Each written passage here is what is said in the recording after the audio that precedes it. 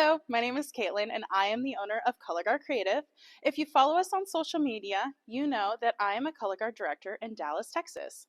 We know that there are a lot of videos out there on how to do technique, but not a lot of videos on there on how to teach technique. This video is a second in the series for color guard instructors on how to teach technique to their performers. Let's go ahead and get started with speed spins. When teaching a speed spin, the majority of your team is already going to know the foundation of a drop spin, so you can build on top of that. With a speed spin, it's just a faster version of a drop spin. It has 2 extra counts. So let me go ahead and start with how we start our speed spins. They should already know how to do a right shoulder, so go ahead and set. And with a right shoulder, we're going to go down like a drop spin. So go ahead and go down on count 1. Drop spin. They already know how to do the first move, and I like to congratulate them on that. Hey, guess what, guys? We just did the first count of a speed spin.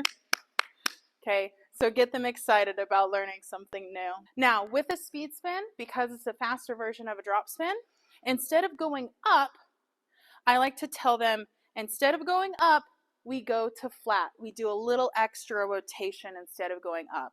So you still let go with the hand, you rotate it up, and then you keep going to flat stop. You take that hand and you put it underneath, right next to your other one, and I call this pinky pinky.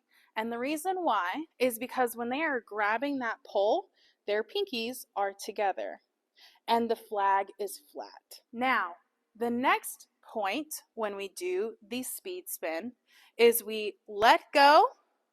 We rotate that flag up. Now this hand is going to be inverted. The thumbs are going to be down, and she is going to go ahead and place her thumbs down right underneath there. Okay. And also, this hand is away from the silk. So I like to tell them that. Like a drop spin, in a drop spin, you put your hand in the silk. With a speed spin, you put it underneath the hand, out of the silk. Then the next spot is to let go with that hand again. You rotate it down, then you let it keep going to the flat position, and you go again, pinky pinky. So what I'll usually tell them when I'm first teaching this exercise is I say down, flat, or pinky pinky, up, flat, or pinky pinky. It kind of depends on which one you feel most comfortable using. I like using both of them. Kind of depends on which student I'm talking to. Now we're going to go a little bit faster. So you go down, pinky pinky, up, pinky pinky, and then you keep going. You just did one full rotation. And you like to tell them that with a drop spin, it takes 2 counts to complete a drop spin.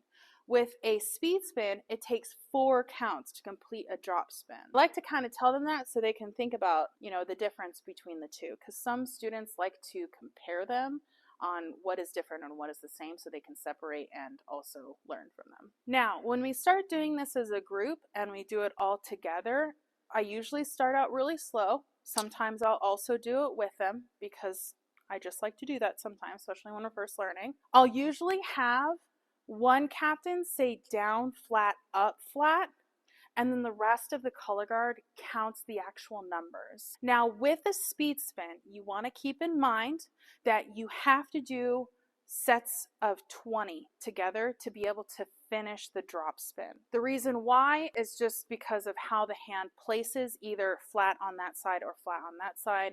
It depends, but to be able to finish the speed spin appropriately, you have to do it in groups of 20 instead of groups of 10 like a drop spin. And you want to tell the students that so then they're not confused. Now when you're first teaching this, it's okay to do maybe just 8 counts so they can learn the drop and the stop.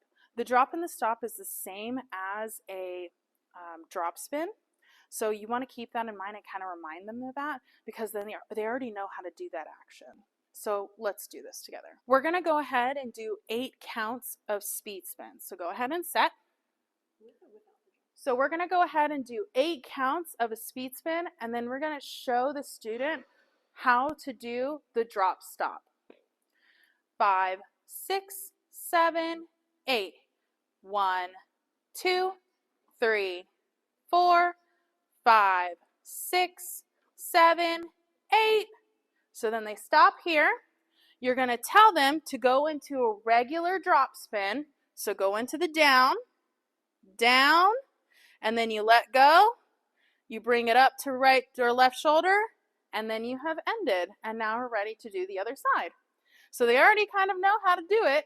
So usually that part will be pretty fast for them to learn. All right, now we're going to go ahead and show from start to finish on the full start, speed spin, end. All right, we're going to go ahead and do 8 counts. Then we're going to drop and stop, okay? Go ahead and set. 5, 6, 5, 6, 7, 8. Down. 5, 6, 7, 8. Drop and stop. All right, y'all. Thank you so much for watching. And make sure to like and subscribe. Comment down below if you have any questions that we would love to answer. We have a whole series on technique for flag, rifle, and saber. So make sure to watch those videos as well. Thank you guys so much. See you soon.